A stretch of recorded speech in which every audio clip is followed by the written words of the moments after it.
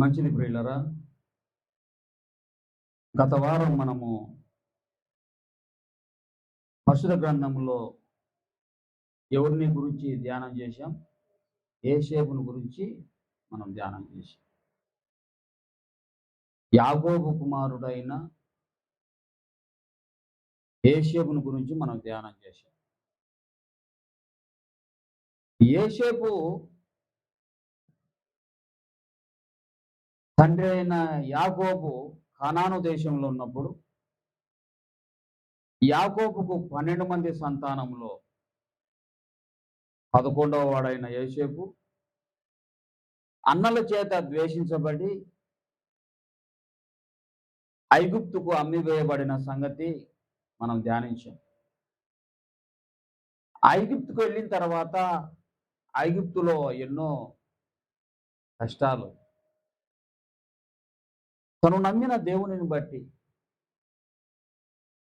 తన పరిశుద్ధతను కాపాడుకుంటూ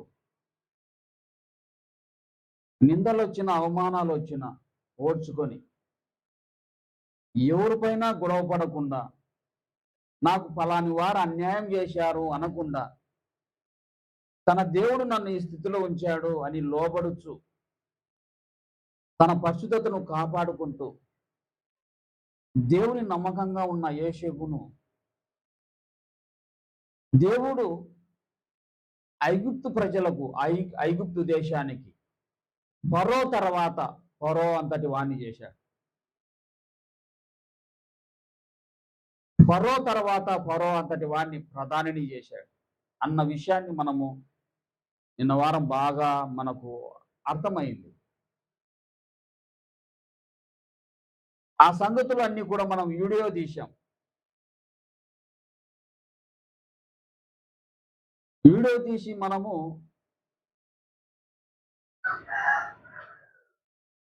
గ్రూపులో పెట్టాం. మనకు చూస్తే మనకు అర్థమవుతుంది. అయితే యోసేపు తరాలు మారే కొద్దీ, యుగాలు మారే కొద్దీ యోసేపు తరము వెంబడి తరము చనిపోయే కొద్దీ యోసేపు ఉన్నప్పుడు యోసేపు ద్వారా 70 మందిగా వచ్చిన కానాను నుండి వచ్చిన యాకోబు తన తండ్రి కుటుంబము 70 మందితో వచ్చిన కుటుంబం దాదాపు కార్బలము అంటే యవనస్తులే బలం కలిగిన వారి 6 లక్షల మంది, ఇంచుమించుగా 20 లక్షల మంది, చిన్నలు పెద్దలు వృద్ధులు స్త్రీలు కలిసి అంతగా విస్తరించిన ఐగుప్తులో మనం ధ్యానించిన సంగతి ఏంటంటే, యోసేపును ఎరుగని రాజు ఐగుప్తును ఏలనారంభించాను అనే సంగతిని మనం ధ్యానించాం. అంత మేలు చేసిన యోసేపు కుటుంబాన్ని, యోసేపు యొక్క జనాంగాన్నే మరవగలిగిన రాజు తరాలు మారే కొద్దీ, యుగాలు మారే కొద్దీ యోసేపును ఎరుగని రాజు యోసేపు కుటుంబాన్ని హింసించడానికి, యోసేపు కుటుంబాన్ని బాధించడానికి ఐగుప్తులో యోసేపు యొక్క కుటుంబాన్ని అనేక పనుల చేత, ఒత్తిడి చేత బాధించిన సంగతిని మనం ధ్యానం చేశాం. అయితే యోసేపు అక్కడే ఐగుప్తులోనే చనిపోయాడు, ఐగుప్తులోనే పాతిపెట్టబడ్డాడు. అక్కడి నుండి మనం ఈరోజు ధ్యానం చేద్దాం. యోసేపు యొక్క విశ్వాసాన్ని మనం ధ్యానం చేద్దాం. ధ్యానం చేయడమే కాదు కానీ యోసేపులాగా ఉండడానికి ప్రయత్నం చేద్దాం. ఎందుకంటే యోసేపు చేసిన పనికి ప్రతిఫలంగా ఐగుప్తు మరచిన, అయితే యోసేపు నమ్మిన దేవుడు మరవలేదన్న సంగతి, విడవలేదన్న సంగతి మనము ధ్యానం చేశాం. యోసేపు నమ్మిన దేవుడు యోసేపును మరవలేదు, విడవలేదు. అయితే యోసేపు ఐగుప్తులో చనిపోయాడు, పాతిపెట్టబడ్డాడు. పాతి పెట్టబడిన యోసేపు తన విశ్వాసము ఎట్టిదంటే హెబ్రీయులకు రాసిన పత్రికలో 11వ అధ్యాయం 22వ వచనంలో చెప్పబడుతూ ఉంది. చూడండి, యోసేపు తన యోసేపు అమ్మా గట్టిగా చదవండి అమ్మా. యోసేపు అవసాన కాలము సమీపించినప్పుడు విశ్వాసమును బట్టి ఇశ్రాయేలీయుల కుమారుల అమ్మా నిర్గమును గూర్చి ప్రశంసించి తన శల్యములను గూర్చి వారికి ఆజ్ఞాపించాను. వినండి బాగా. యోసేపు ఐగుప్తులో చనిపోయాడు, పాతిపెట్టబడ్డాడు. తన అవసాల కాలమందు అనగా వృద్ధాప్యంలో, వినండి బాగా, వృద్ధాప్యంలో ఎంత సిద్ధపడి ఉంటానంటే నేను అంత వాక్యం అంత జాగ్రత్త సిద్ధపడి ఉంటాను. నాకు మొదటి నుంచి ప్రభుని నమ్మినప్పటి నుండి వాక్యము దేవుని మాటలంటే చాలా ఇష్టపడతాను. ఎంత సమయమైనా నిద్రాహారాలు ఆహారమైన మాని ప్రభు దగ్గర కూర్చొని కనిపెట్టి దాన్ని తెలుసుకోవడానికి నేను అంత ఇష్టపడతాను. మీరు నిర్లక్ష్యంగా వాక్యం వింటూ ఉంటే అది వ్యర్థమవుతుందేమో అన్న బాధ నాకు. దేవుడు మనకు రాయించిన సంగతులు యుగాంతముందున్న మనకు, అంటే అంతమయ్యే ఈ స్థితిలో ఉన్న మనకు బుద్ధి కలగడానికి రాయబడ్డాయి. వాటి ద్వారా మనకు జ్ఞానం, బుద్ధి తెచ్చుకొని రక్షణలోకి నడిపించడానికి ఒక ఊతకర్ర లాంటిది వాక్యము.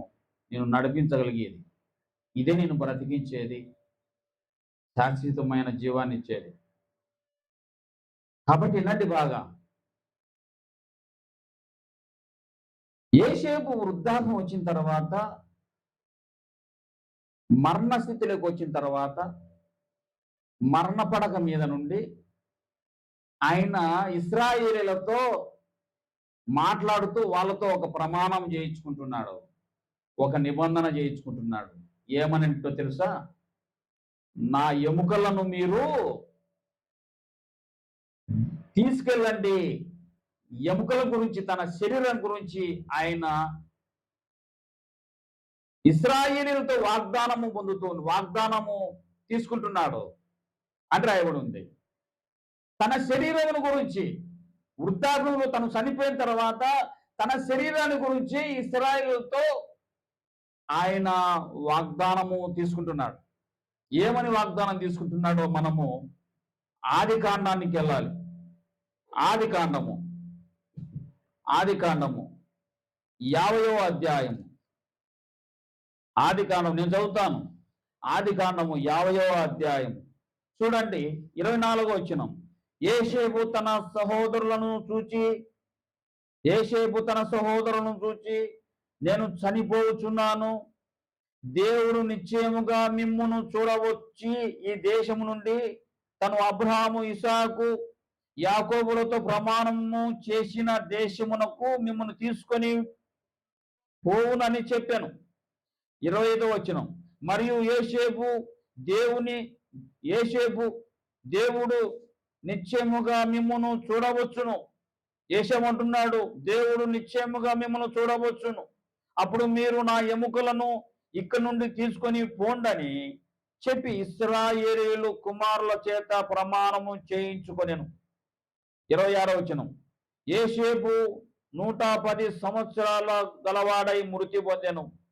వారు సుగంధ ద్రవ్యములతో అతన్ని శవమును సిద్ధపరిచి ఐగుప్తు దేశమందు ఒక పెట్టెలో నుంచిరి. యోసేపు ఏమంటున్నాడంటే, నా పూర్వీకులైన, నా తండ్రులైన అబ్రహాము, ఇసాకు, యాకోబుల దేవుడు, నా దేవుడు వారితో వాగ్దానం చేశాడు, మిమ్మల్ని మరలా కానానుకు నడిపిస్తానని. ఎక్కడి నుండి అబ్రహాము కానాను నుండి, ఎక్కడి నుండి యాకోబు ద్వారా యాకోబు కుటుంబము ఐగుప్తుకు వచ్చిందో,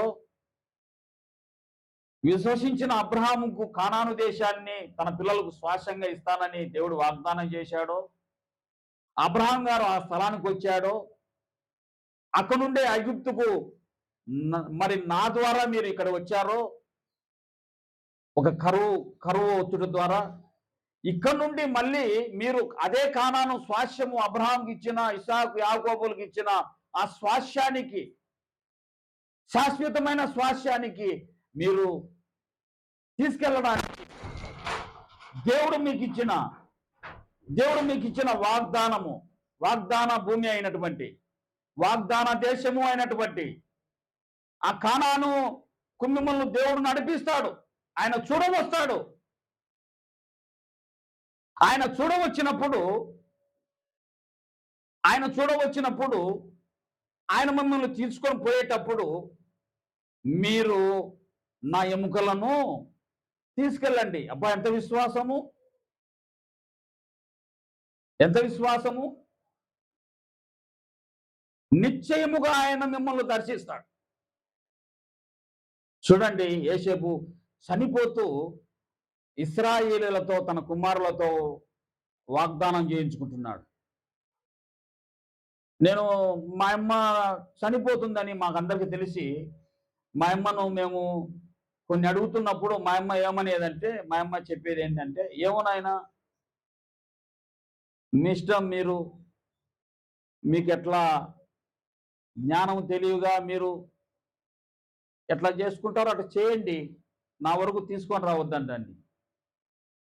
అయితే ఈ యోసేపు గారికి ఎంత విశ్వాసము చూడండి.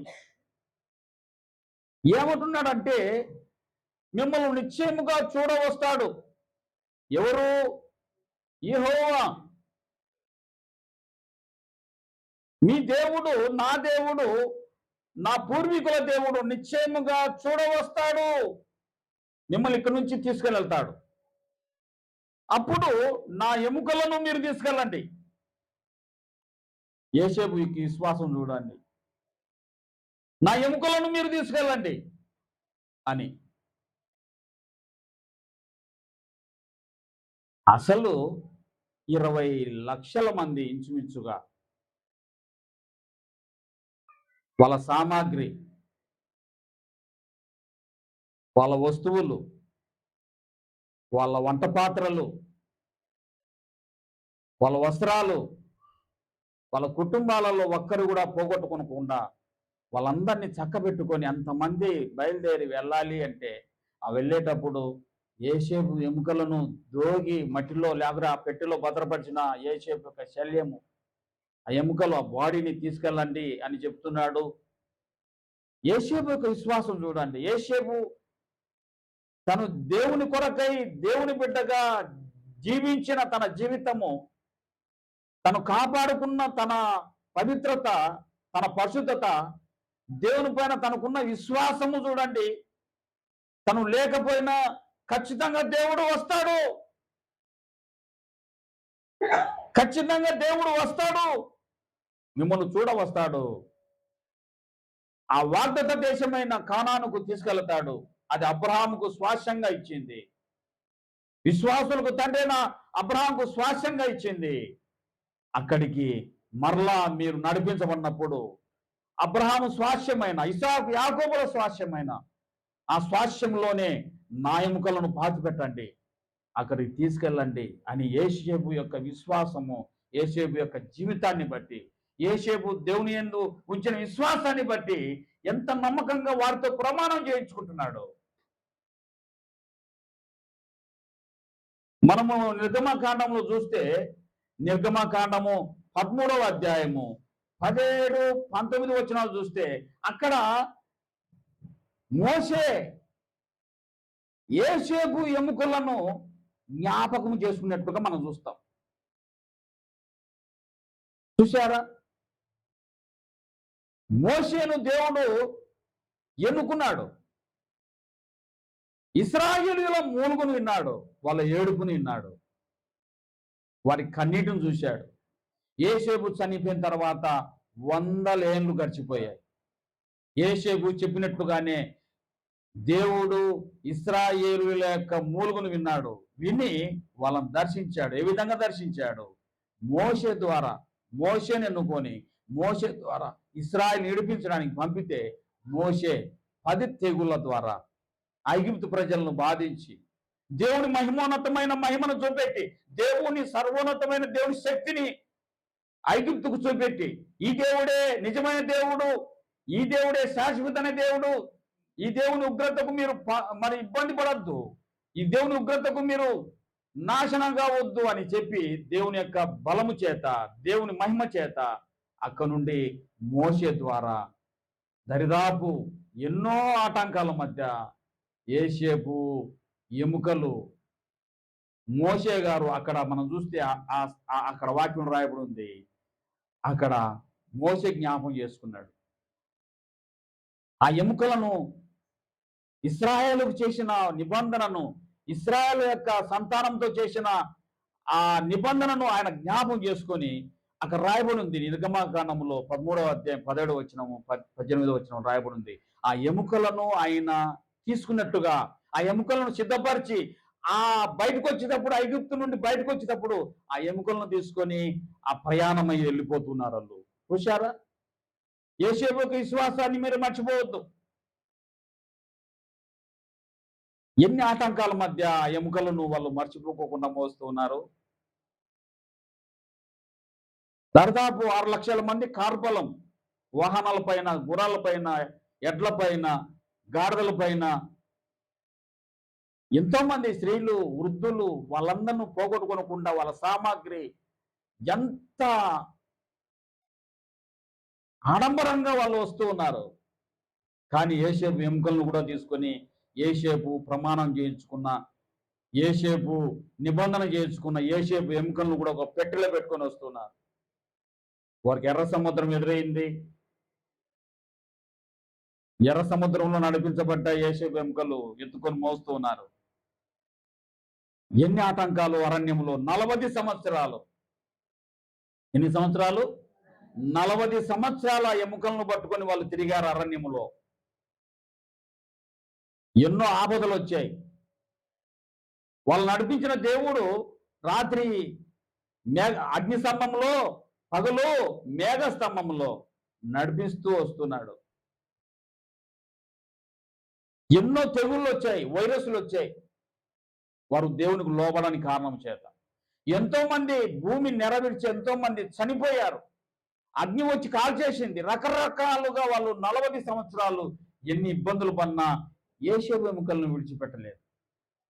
యోసేపు ఎముకలు 40 సంవత్సరాలు మోసారు. ఆశ్రమ గారి యొక్క చెల్లెలు ఉంది, పేరు కుమారి. తన ఇంట్లో కొన్ని ఇంపార్టెంట్ ప్రాముఖ్యమైనవి పత్రాలు కావచ్చు, ఒక ఆధార్ కార్డు కావచ్చు, బ్యాంకుకి సంబంధించిన బుక్ కావచ్చు, కొన్ని లేకపోతే డబ్బు కావచ్చు, బంగారుకి సంబంధించిన కొన్ని బంగారు వస్తువులు కావచ్చు, తన అక్క దగ్గర పెడుతుంది.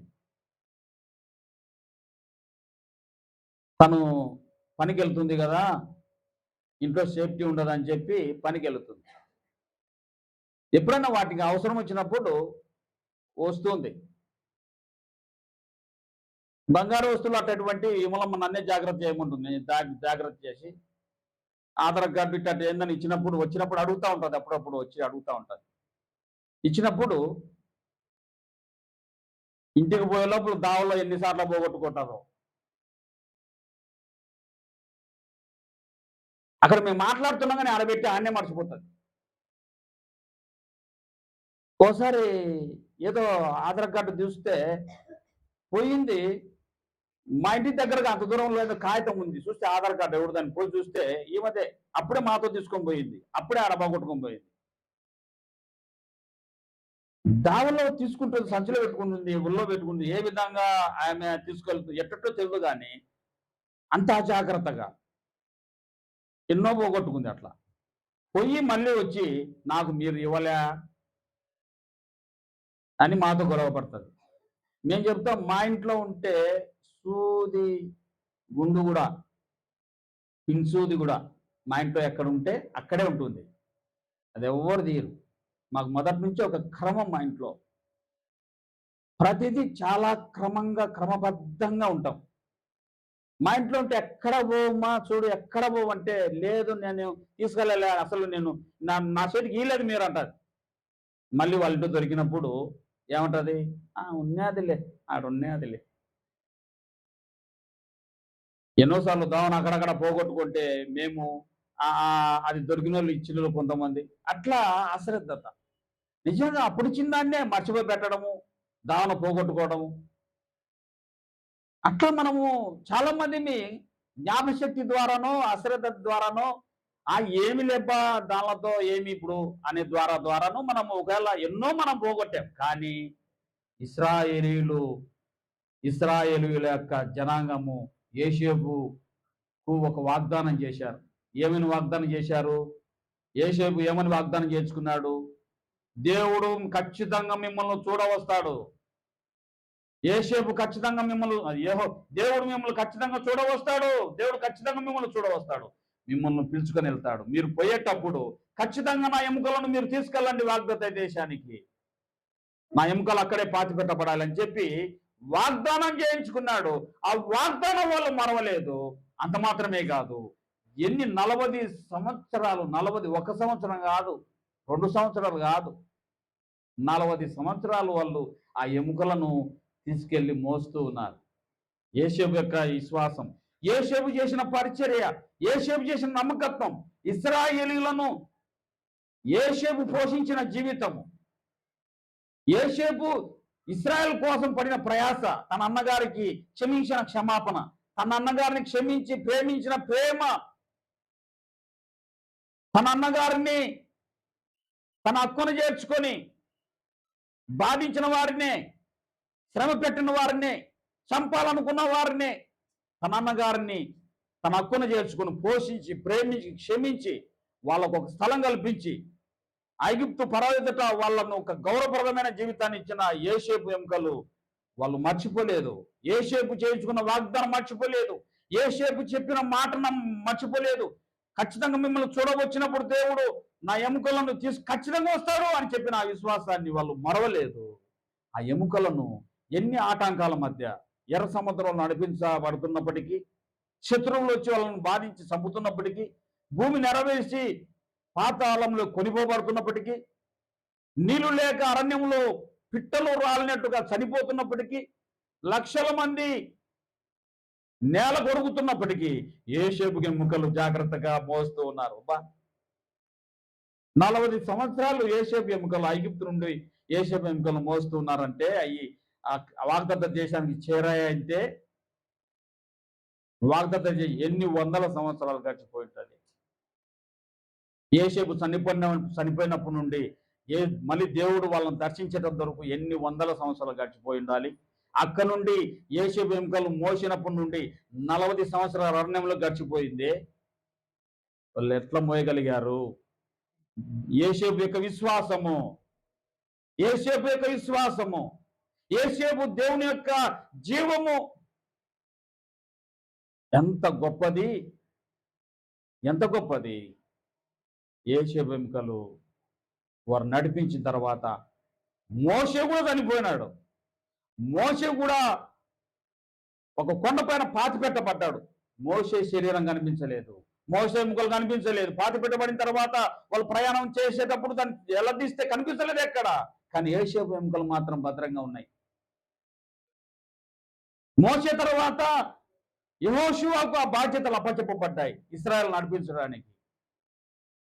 మోషే సహదాసుడైన, మోషే సేవకుడైన యెహోషువకు ఆ బాధ్యతలు, ఇశ్రాయేలు నడిపించగలిగిన బాధ్యతలు అప్పచెప్పబడిన తర్వాత ఆ ఎముకలను తీసుకెళ్లే బాధ్యతను యెహోషువ మోసుకుంటూ పోతున్నాడు. యెహోషువ గ్రంథము 24వ అధ్యాయం చదువుతారా? యెహోషువ గ్రంథం 24వ అధ్యాయం 31, 32.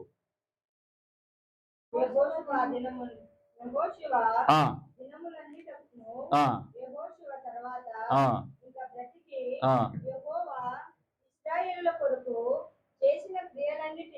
యెహోషువ గ్రంథం 24వ అధ్యాయము 31వ వచనము.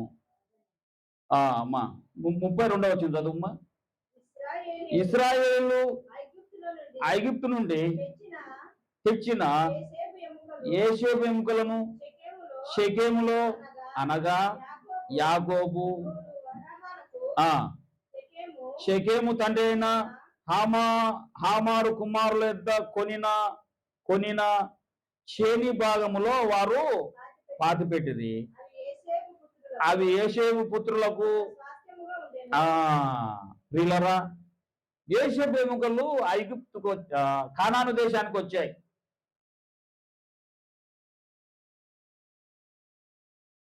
మనం చెప్పేటప్పుడు ఏదో ఇప్పుడు తెచ్చి ఇప్పుడే పాతిపెట్టేట్టు ఉంటాయి, కానీ దాని వెనుక ఎంత ప్రయాణము, ఎంత ప్రయాస, ఎన్ని వందల సంవత్సరాలు తేడా ఉందో.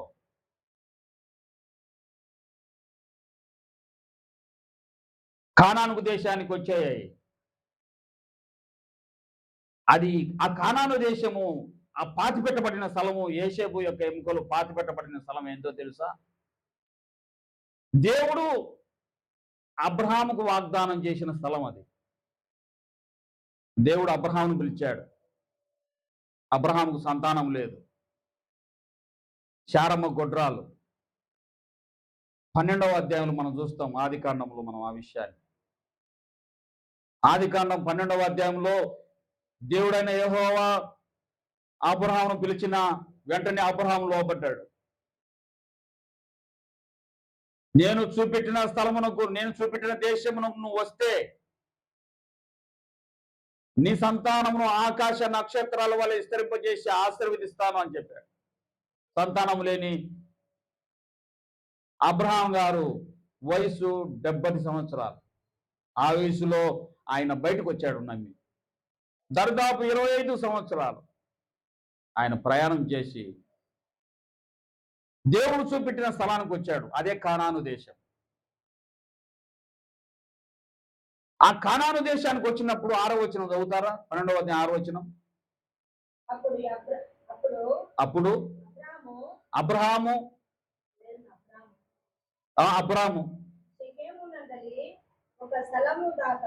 అప్పుడు అబ్రాము షెకెము నందలి ఒక స్థలము దాకా ఆ దేశ సంచారము చేసి మోరే దగ్గరనున్న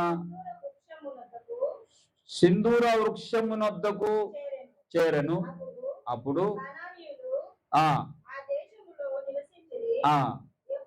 యెహోవా అబ్రహామునకు ప్రత్యక్షమై నీ సంతానమునకు ఈ దేశమును నిచ్చేదనని చెప్పగా అతడు తనకు ప్రత్యక్షమైన యెహోవాకు ఒక బలిపీఠం కట్టిన చాలు. ప్రియులరా, ఇది ఈ కానాను దేశము, ఈ వాగ్దత్త దేశము, ఇశ్రాయేలీయులు ఐగుప్తు నుండి నడిపించబడిన దేశము ఇశ్రాయేలీయులకు కొత్తదేమీ కాదు. అది అబ్రహాముకు దేవుడు పిలిచినప్పుడు, అబ్రహాము లోబడినప్పుడు అబ్రహాముకి ఇచ్చిన స్వాస్యం అది. అక్కడే అబ్రహాముకు ఆ స్వాస్యము, అబ్రహాముకు అక్కడే ఇస్సాకు పుట్టాడు, అక్కడే యాకోబు పుట్టాడు, అక్కడే యాకోబుకు 12 మంది సంతానం కలిగింది. అయితే యేషేబు ద్వారా వీళ్ళు ఐగుప్తుకి వెళ్ళారు 70 మంది, యాకోబు యొక్క కుటుంబము. అక్కడ నుండి మళ్ళీ వాళ్ళు 6 లక్షల కార్బలం చేత మళ్ళీ మోషే ద్వారా బయట నడిపించబడుతున్నారు. ఎక్కడికి అంటే అబ్రహాము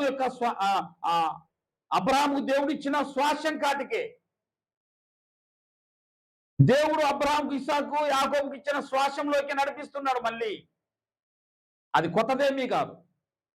అబ్రహాముతో దేవుడు చెప్పాడు, ఇది నీ సంతానానికి ఇస్తాను, ఇది నీ సంతానానికి నేను ఇస్తాను, ఇక్కడ నీ సంతానం ఆశీర్వదించబడుతుందని చెప్పి వాగ్దత్త దేశాన్ని ఇచ్చిన ఆ వాగ్దత్త భూమి షెకెము నందలి ఆ స్థలములో అక్కడ ఒక బలిపీఠం కట్టాడు అబ్రహాం. అదే స్థలములోనే యోసేపు ఎముకలు పాతిపెట్టబడ్డాయి. హల్లెలూయా. చూశారా? యోసేపు యొక్క విశ్వాసాన్ని మీకు నేను ప్రయత్నం చేస్తున్నది ఏంటంటే, తన పూర్వీకులైన అబ్రహాము, ఇసాకు, యాకోబులు ఎక్కడైతే జీవించి దేవుని వాగ్దత్త దేశమైన కానానులో నివసించారో మొదట్లో, అక్కడికే యోసేపు ఎముకలు అక్కడే చేరాలి, అక్కడే పాతిపెట్టబడాలి, అక్కడికి మళ్ళీ మిమ్మల్ని నడిపిస్తాడు నా దేవుడు, మిమ్మల్ని చూడవస్తాడు అని చెప్పిన ఆ యోసేపు యొక్క మాటలను నమ్మి వాళ్ళు ఆ ఎముకలను సిద్ధపరిచి నడిపించారు 40 సంవత్సరాల అరణ్యంలో. మోషే ద్వారా నడిపించబడిన ఇశ్రాయేలీలు యెహోషువ నాయకత్వంలో కూడా ఆ ఎముకలను మర్చిపోకుండా అవి ఎక్కడికి తీసుకురాబడ్డాయంటే, వాళ్ళు కానాను దేశం స్వతంత్రించుకున్న తర్వాత, భాగాలు పంచుకున్న తర్వాత, అక్కడ యాకోబు కుమారులలో 12 మంది కుమారులలో 11వ వాడైన యోసేపుకు యాకోబు ఇచ్చిన స్వాస్యములోనే, వినండి బాగా, 12 మంది కుమారులలో యాకోబు ఇచ్చిన స్వాస్యంలోనే, తండ్రి ఇచ్చిన స్వాస్యంలోనే, యోసేపు కుమారులకు ఇచ్చిన స్వాస్యంలోనే షెకెమునందలి, అది అబ్రహాము స్వాస్యము, ఇసాకు స్వాస్యము, యాకోబుల 12 మంది స్వాస్యంలో యోసేపుకి ఇచ్చిన స్వాస్యంలోనే ఆ ఎముకలు పాతిపెట్టబడ్డాయి. అబ్బా, యోసేపు యొక్క విశ్వాసం ఎంత గొప్పదో! అదే స్థలంలో పాతిపెట్టబడ్డాయి. పాతిపెట్టారు కానీ వచ్చింది ఏముంది? యోసేపు యొక్క విశ్వాసం అంతటితో ముగిసిపోయిందా? అంతేనా?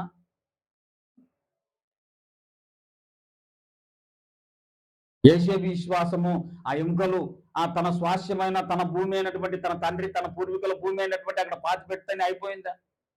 ప్రియులరా, అప్పటికి 2000 సంవత్సరాలు గడిచిపోయింది. యోసేపు చనిపోయినప్పటి నుండి ఆ ఎముకలు పాతిపెట్టబడిన ఆ స్థలం వరకు. తర్వాత యేసుక్రీస్తు ఈ లోకానికి వచ్చినప్పటికీ 2000 సంవత్సరాలు అయిపోయింది ఎముకలు అక్కడ పూడ్చి. 2000 సంవత్సరాలు. అప్పుడు ఆ స్థలానికి యేసుక్రీస్తు వచ్చాడు.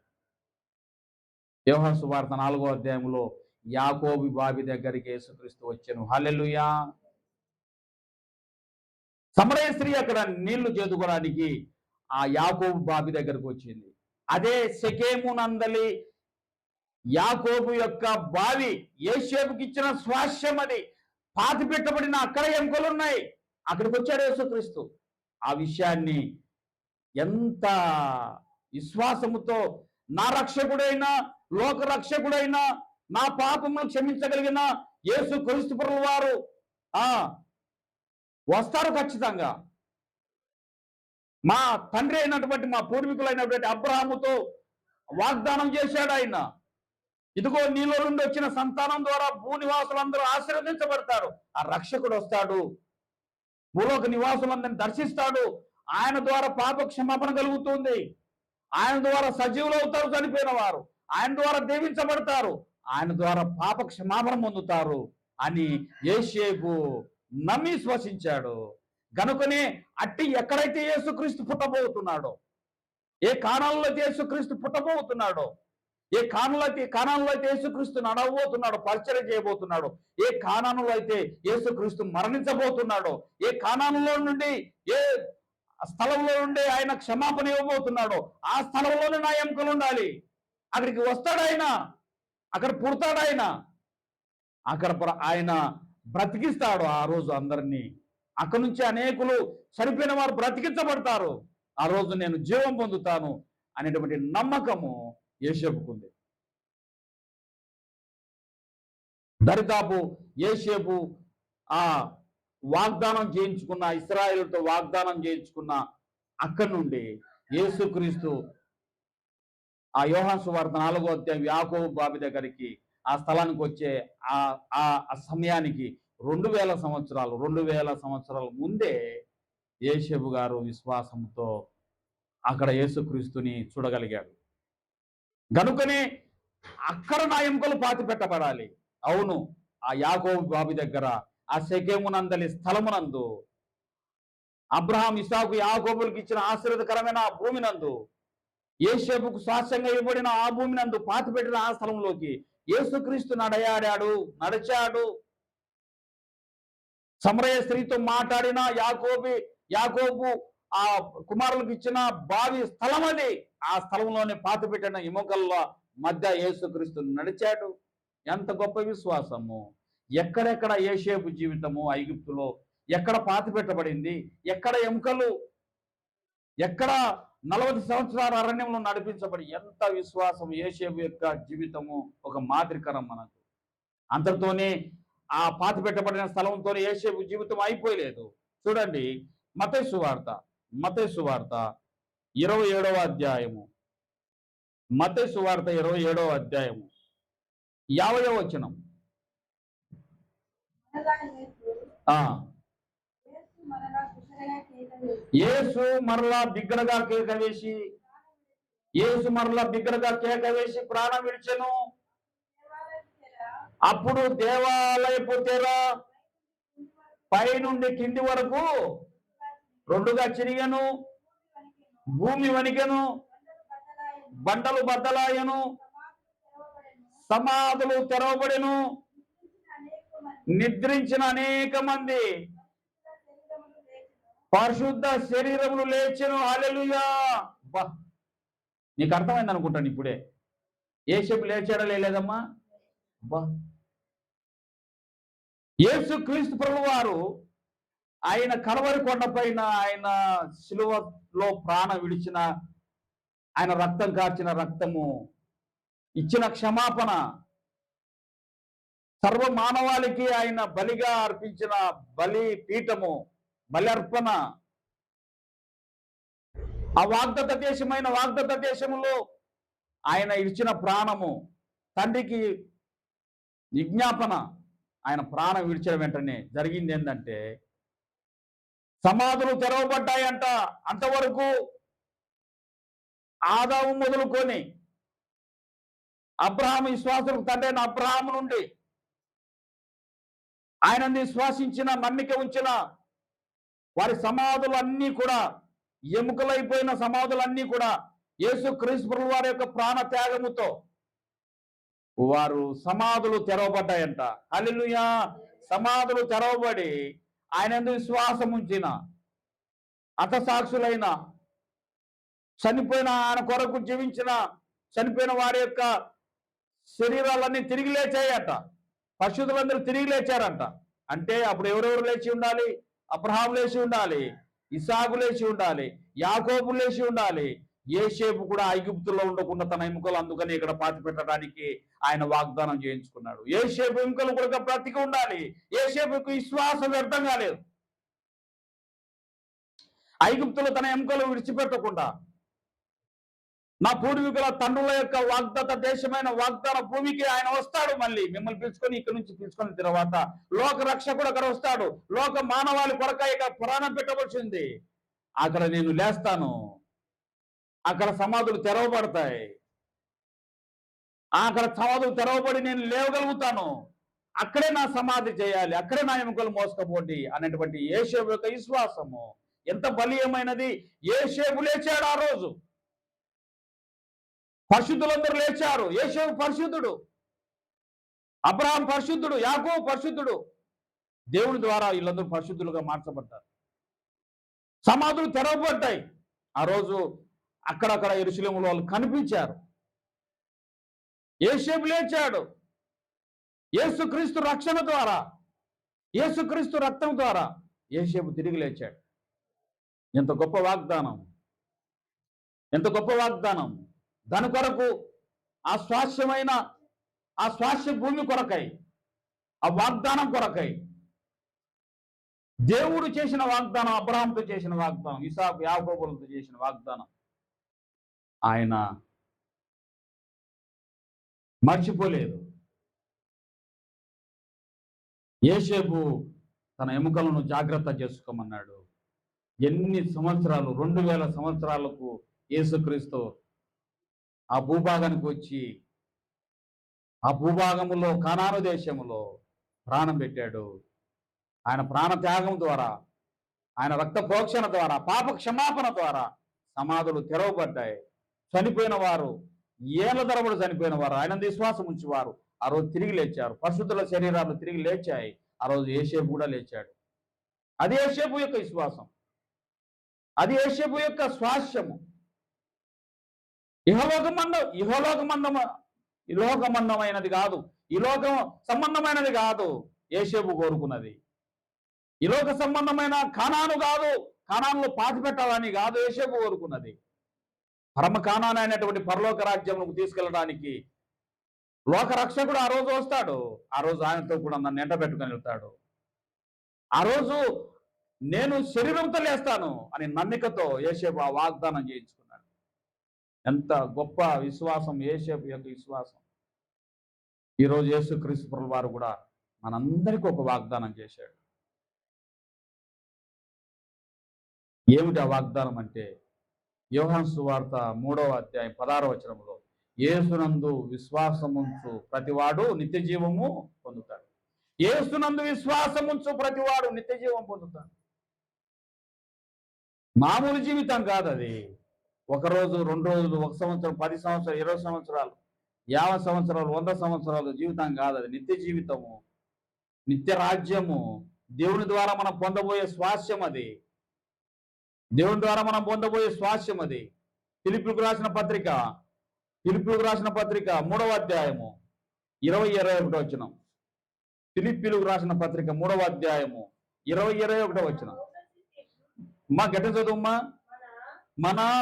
మన పౌరస్థితి పరలోకమందు ఉన్నది. అక్కడ నుండి ప్రభు అయిన యేసు క్రీస్తు రక్షకుని నిమిత్తము కనిపెట్టుకొని ఉన్నాము. సమస్తము తనకు లోపరుచుకొనజాలని బట్టి ఆయన మన దీన శరీరములను తన మహిమగల శరీరమునకు సమరూపము దానిగా మార్చును. హల్లెలూయా. ప్రియులరా, ఆయన ఏమంటున్నాడంటే, పౌలు ఏమంటున్నాడంటే, మన పౌరస్థితి ఇక్కడ లేదయ్యా. మన భూమి శాశ్వతమైన భూమి ఇక్కడ లేదు. మన పౌరస్థితి ఇక్కడ లేదు. మన ఆధార్ కార్డు ఇక్కడ లేదు. ఇక్కడ ఉన్ననాళ్ళే మనకు అవన్నీ. మనం చూడండి, మన భూముల కోసము మనం ఎంతగా గొడవ పడతాం. మన భూముల కొరకు, మన తోటల కొరకు 1 ఇంచు కూడా మనం కదలలేం. ఎంతగా పోరాడతాం, ఎంతగా ఫైట్ చేస్తాం. మన ఇంటి స్థలాల కొరకు కూడా అట్లే ఫైట్ చేస్తాం. ప్రతి విషయంలో మనం పోరాడతాం. మనకంటూ ఒక ఇల్లు ఉండాలని, మనకంటూ భూమి ఉండాలని, మనకంటూ జాగా ఉండాలని. అయితే ఆయన ఉంటున్నట్టే మన పౌరస్థితి పరమందు ఉందయ్యా. దాని కొరకు ప్రార్థన చేసేవారు ఎంతమంది, దాని కొరకు కనిపెట్టేవారు ఎంతమంది, దాని కొరకు ఆరాటపడేవారు ఎంతమంది, దాని కొరకు విశ్వాసంతో కనిపెట్టేవారు. అది ఎవరు ఇస్తారు, ఎవరి ద్వారా పొందుతాం మనం అనేది ఎంతమందికి ఉంది. అబ్రహాం యేసుక్రీస్తు పుట్టకముందు 2000 సంవత్సరాల క్రితమే, యేసుక్రీస్తు పుట్టకముందు 2000 సంవత్సరాలు క్రీస్తు పూర్వమే, క్రీస్తు శకం కాదు, క్రీస్తు పూర్వమే ఆ స్థలం కొరకు ఫైట్ చేశాడు విశ్వాసంతో. ఆ స్థలానికి నా ఎముకలు తీసుకెళ్ళండి, ఆయన వస్తాడు, వాగ్దానం చేశాడు, ఆయన వస్తాడు అని ఆ స్థలం పొందుకున్నాడు యేసేపు. హల్లెలూయా. వాక్యంలో ఎంత బాగా రాయబడింది చూడండి. ఎక్కడ యేసేపు, ఎక్కడ అంత విశ్వాసము, ఎక్కడ ఎత్తపడ్డాడు. 2000 సంవత్సరాలకు యేసేపు ఎముకలు జీవం పొంది, 2000 సంవత్సరాలకు పాతి పెట్టబడిన 2000 సంవత్సరాలకు యేసేపు యొక్క ఎముకలకు జీవం వచ్చింది. మాంసం పొదిగింది, నరములు వచ్చాయి, శరీరం వచ్చింది, ప్రాణం వచ్చింది, జీవం వచ్చింది. తిరిగి లేచాడు యేసుక్రీస్తు. ప్రాణం విడిచిన వెంటనే యేసుక్రీస్తు ప్రదేశకి వెళుతుంటే యేసుక్రీస్తుతో కలిసి వెళ్ళాడు. అబ్రహాం కూడా అందుకే అక్కడ ఉన్నాడు. విశ్వాసులకు తండ్రి అక్కడ ఉన్నాడు. విశ్వాసులందరూ అక్కడ ఉన్నారు. దాని కొరకు ఫైట్ చేయమన్నాడు ఆయన. మన పరిస్థితి ఇక్కడ లేదు, మన భూమి ఇక్కడ లేదు, మన స్థలం ఇక్కడ లేదు. ఇదంతా విడిచిపెట్టి వెళ్ళాల్సిందే. అది యేసేపు కూడా కానాను దేశంలో పాతి పెట్టాలని కోరుకున్నది యేసేపు అయినా, అక్కడ యేసుక్రీస్తు వస్తాడు, ప్రాణం పెట్టి అక్కడి నుండి నన్ను సజీవంగా తీసుకెళ్తాడు అనేటువంటి విశ్వాసము ఈరోజు మనకెంతమందికి ఉంది. యేసుక్రీస్తు భూమిని దర్శించబోతున్నాడు, యేసుక్రీస్తు వస్తున్నాడు. యేసునందు విశ్వాసం ఉంచువారు ఆ విధంగా పరమందు నిత్యజీవం యేసునందే పొందాలనుకున్నవారు. యోహాను సువార్త 14వ అధ్యాయము తోమా అంటాడు, ప్రభువా నువ్వు ఎక్కడికి వెళుతున్నావు, నువ్వు వెళ్ళవలసిన ఆ చోటు ఎక్కడుందో, నువ్వు వెళ్ళిన తర్వాత మేము ఎట్లా రావాలయ్యా అన్నాడు. ఇదిగో మీరు మీ హృదయాలు కలవరపడియొద్దండయ్యా, దేవుని యందు విశ్వాసం ఉంచుతున్నారు, నా యందు విశ్వాసం ఉంచండి. నా తండ్రి ఇంట అనేక నివాసాలు ఉన్నాయి, అక్కడ మీకు స్థలం సిద్ధపరచని నేను వెళ్తున్నాను, నేను మరలా వచ్చి మిమ్మల్ని తీసుకెళ్తాను. హల్లెలూయా. మరలా వచ్చి మిమ్మల్ని తీసుకెళ్తాను అన్నప్పుడు వాళ్ళు నమ్మారు. అవును, యేసుక్రీస్తు చనిపోయాడు, యుగయుగములు ఆయన సజీవుడు, ఆయన రాబోతున్నాడు. తన యందు నమ్మికుంచువారు, ఆయన విశ్వాసం ఉంచి బాప్తిసం పొందినవారు, పాపక్షమాపణ పొందినవారు, నిరీక్షణ కలిగి ఎదురు చూస్తున్నవారు, నేను చనిపోయినా ప్రభువా, నేను చనిపోయినా, ఏ స్థలంలో పాతి పెట్టబడినా, ఏ స్థలంలో పాతి పెట్టబడినా, ఈ వంకలో పాతి పెట్టబడినా, సమాధుల తోటలో పాతి పెట్టబడినా, పాలరాతితో నా సమాధి చేయించిన, కొండ మీద నా సమాధి ఉన్నా ప్రయోజనం లేదు కదా, మన సాక్ష్యం ఇక్కడ లేదు కదా, మన బ్రతుకు ఇది కాదు కదా. నిత్య జీవం ఇవ్వడానికి యేసుక్రీస్తు లోకానికి వచ్చాడు. నిత్య జీవం ఇవ్వడానికి యేసుక్రీస్తు లోకానికి వచ్చాడు. ఈ లోకంలో ఆయన తన యందు విశ్వసించు వారిని తీసుకెళ్ళడానికి రాబోతున్నాడు. యేసునందు విశ్వాసం ఉంచు వారికి ఆయన నిత్య జీవం ఇస్తాడు, నిత్య విశ్రాంతిని ఇస్తాడు. ఈ లోకంలో మనకి విశ్రాంతి లేదు, సమాధానం లేదు. యవనస్తులైన వారికి తెలియకపోవచ్చు, ఇక్కడున్న కొంతమంది తెలియదు. వృద్ధులైన వారిని అడగండి, శరీరం ఎంత భారమైందో, ఎంత నొప్పులతో, ఎంత అనారోగ్యంతో, దీన్ని విడిచి ఎప్పుడెప్పటికి వెళ్ళాలి బయటికి అనేటువంటి వేదనతో పొందుతున్న వారు ఎంతమంది అడగండి, వారికి చెప్తారు. ఇది శాశ్వతమైంది కాదు ఈ శరీరము. దాని కొరకు యేసేపు విశ్వాసంతో ఎదురు చూచాడు. తను దేవునికి నమ్మకంగా ఉన్నాడు. నా యువకులను ఆ వాగ్దత్త దేశానికి తీసుకెళ్ళండి, ఆయన మిమ్మల్ని చూడవస్తాడు, అక్కడ నా కోసం ప్రాణం పెట్టబోతున్నాడు, ఆ స్థలం అంతా రాబోతున్నాడు, ఆ స్థలంలో నన్ను తీసుకెళ్ళడానికి ఆయన వస్తాడు అని చెప్పి ప్రమాణం చేయించుకున్నాడు. ఆ ఎముకలు జీవం వచ్చి బ్రతికి ఏస్తున్నందు నిత్య జీవం పొందడానికి పరదేశి కొనిపోబడ్డాయి. నీ శ్వాసము ఎక్కడ? నీ విశ్వాసం, మన విశ్వాసం ఎక్కడ? ఎంతవరకు మన పౌరస్థితి ఇహలోక సంబంధంగా కాదు. మనం దేవునితో స్వారూప్యం పొందబోతున్నాం, దేవునితో సమానంగా ఉండబోతున్నాం, దేవుని యొక్క స్వాస్యం పరలోక రాజ్యం పొందబోతున్నాం. యేసుక్రీస్తు ప్రభువారు ఆ రోజు కానాను దేశం నుండి ఆ రోజు ప్రాణం పెట్టి అక్కడున్న తన యందు విశ్వాసం ఉంచు వారిని పరదేశకు తీసుకెళ్ళినట్లుగా ఆయన భూమిని దర్శించబోతున్నాడు. కానాను దేశం మాత్రమే కాదు, భూమినే దర్శించబోతున్నాడు. భూ నివాసులందరూ ఆ రోజు చూడబోతున్నారు ఆయన్ను. భూ నివాసులందరూ రొమ్ము కొట్టుకోబోతున్నారు. భూ నివాసులందరూ ఆయన నామం ప్రార్థన చేయబోతున్నారు. ఆయన విశ్వాసం ఉంచు వారు ఆయనతో కూడా పరదేశం కొనిపోవడానికి ఆయన వస్తున్నాడు. నువ్వు ఏ స్థలమందు మనం ఉన్నా, ఏ స్థలమందు చనిపోయినా, ఏ స్థలమందు పాతి పెట్టబడినా, ఏ స్థలమందు మన ఎముకలు మట్టైనా, అక్కడి నుండే ఆయన మహిమతో నింపి మనమందరినీ తీసుకెళ్ళడానికి రాబోతున్నాడు. ఇది యేసేపుకున్న విశ్వాసం. అటువంటి విశ్వాసం మనం కలిగితే, అటువంటి విశ్వాసం మనం పొందితే, అటు విశ్వాసం మనం కలిగి జీవించగలిగితే, ఈ లోకంలో బ్రతుకుతూనే, ఈ లోకంలో జీవిస్తూనే, ఈ లోక సంబంధమైన వాటి కోసం ఫైట్ చేస్తూనే మనం నిత్య జీవాన్ని అనుగ్రహించగలిగిన యేసుక్రీస్తునందు మనం విశ్వాసం ఉంచి నిత్య స్వాస్థ్యమైన ఆ రాజ్యం కొరకై, ఆ స్థలం కొరకై మనం అందరం ఎదురు చూడాలి. ఆయన ఇచ్చు ఆశీర్వాదం కొరకై ఎదురు చూడాలి, ఆయన ఇచ్చు సంపద కొరకై ఎదురు చూడాలి, ఆయన ఇచ్చు ఆరోగ్యం కొరకై ఎదురు చూడాలి. అటువంటి నమ్మిక యేసేపు నమ్మిక, యేసేపు యొక్క జీవితము. నేను దీన్ని ధ్యానిస్తున్నప్పుడు, దీన్ని సిద్ధపరచుకుంటున్నప్పుడు చాలా ఆశ్చర్యం అనిపించింది. వాక్యం ఎంత జీవం ఉందో వాక్యంలో అనిపించింది.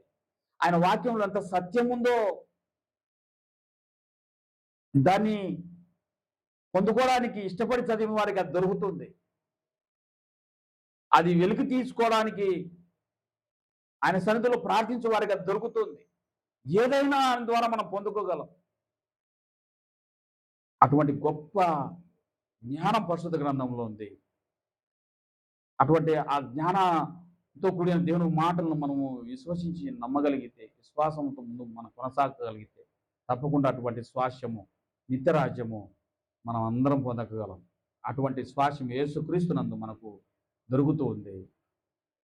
అటువంటి యేసుక్రీస్తునందు విశ్వాసం ఉంచి నమ్మికతో నిరీక్షణ కలిగి ఉండాలని ఈ వాక్యం మనల్ని హెచ్చరిస్తుంది. అటువంటి కృప పరిశుద్ధాత్మ దేవుడు మనందరికీ దయచేయను కాక ప్రార్థించుకుందాం.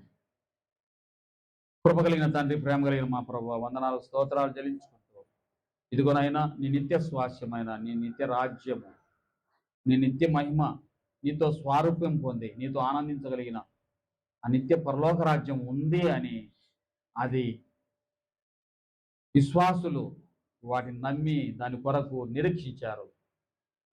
అబ్రహాము, యాకోబు, ఇసాకు, తండ్రి యేషేపు కూడా నమ్మి తన ఎముకలను భద్రపరచమని కనాను దేశానికి నడిపించగలిగి అక్కడ క్రీస్తు యేసు రక్తం పెట్టి ప్రాణం పెట్టి ఆయన ద్వారా జీవం పొంది పరదేశి కొనిపోబడము గొప్ప అద్భుతము, ఆశ్చర్యము.